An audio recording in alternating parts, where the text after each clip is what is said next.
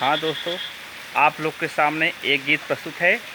आशा करते हैं गीत आपको पसंद आएगा। चाहे जई पे कर कमाई, चाहे जई पे कर कमाई, बहुत बड़ी महंगाई बा। चाहे जई पे कर कमाई, बहुत बड़ी महंगाई बा। धनिया मरचा तेल मसाला, परक परक पर ठाला बा। रिश्वत खोरी चोरी चमारी, हर मनइन कुछ काला बा। चिकनी चुपड़ी बात करे, चिकनी चुकड़ी बात करे, लूट खाई दिल वाला बा। दोस्त यार सब ही के हाथ में छुरी बल्लम भाला बा। दोस्त यार सब ही के हाथ में छुरी बल्लम भाला बा। बात बात में हर मनइन के मुख पे निकलत साला बा।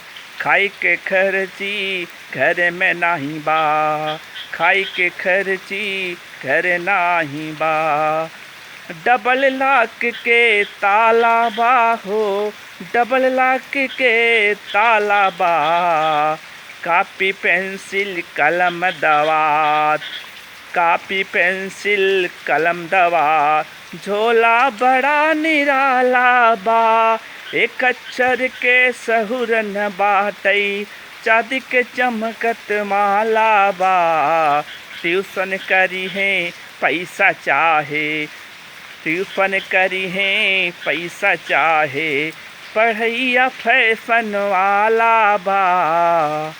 चार परक के लम्बे रही हैं, घर के नाम उजाला बा।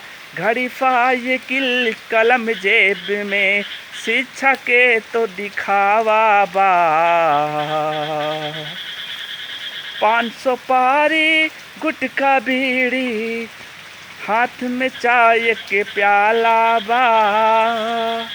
हर काजू किशमिश गरी छोहारा, मन के भावे वाला बा। काजू किस्म पे गरी छोहारा, मन के भावे वाला बा, मन के भावे वाला बा।